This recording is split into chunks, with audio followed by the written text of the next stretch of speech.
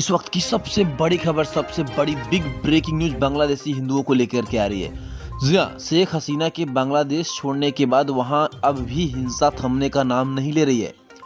बांग्लादेश में अल्पसंख्यकों को खासकर हिंदुओं को निशाना बनाया जा रहा है।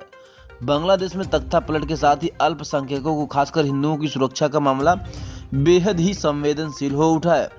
भारत के प्रधानमंत्री ने इस मसले को वहां की यूनूस सरकार के समक्ष उठाया है।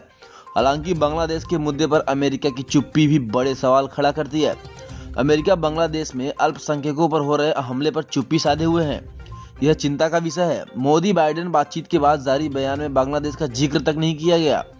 यह इस चुप्पी का सबसे बड़ा उदाहरण है। दोस्तों, बांग्लादेश में तख्ता पलट के बाद हिंदुओं के ऊपर हो रहे अत्याचार को लेकर के अमेरिका अभी तक एक शब्द भी नहीं बोला है।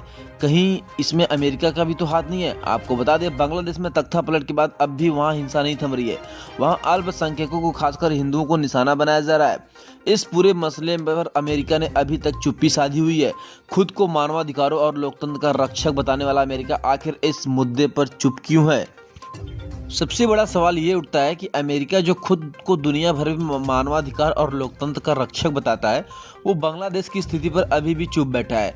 कई रक्षा एक्सपर्ट का मानना है कि भारत और अमेरिका जो रणनीतिक सहयोगी है, बांग्लादेश के मुद्दों पर एकमत नहीं है। जी हाँ, 1971 में अमेरिका ने बांग्लादेश को पाकिस्तान से आज़ादी दिलाने का विरोध किया था। इतना ही नहीं, वहां उसने उन राजनीतिक दलों का भी साथ दिया था जो पाकिस्तान के समर्थक थे। अमेरिका ने हमेशा से बांग्लादेश में खालिदा जिया को बांग्लादेश नेशनल पार्टी बीएनपी का समर्थन किया है। खालिदा जिया के शासनकाल में भारत विरोधी ताकतों को बांग्लादेश में सुरक्षित पनाह मिली है। जी हाँ, आपको बता दें, अमेरिका ने हमेशा से ही शेख हसीना के नेतृत्व वाली अवामी लीग सरकार को कमजोर करने की कोशिश की है।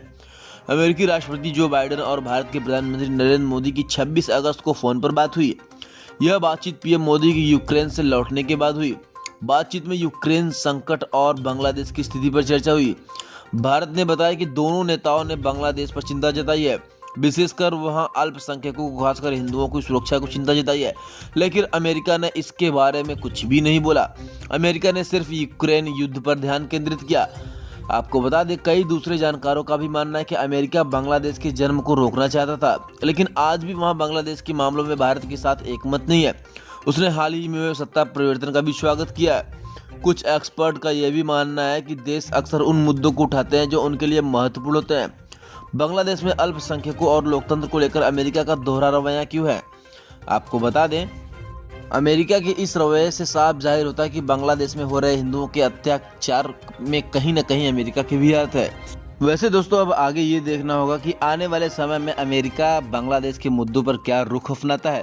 वैसे दोस्तों, अमेरिका के इस रवैये पर आपकी क्या राय है? क्या आपको नहीं लगता कि बांग्लादेश में हो रहे हिंदुओं के अत्याचार पर कहीं न कहीं अमेरिका भी जिम्मेदार है? हमें कमेंट के माध्यम से ज़रूर बताएं और ऐसे ही सटीक जानकारी के लिए चैनल को तुरंत सब्सक्राइब करें दोस्तों।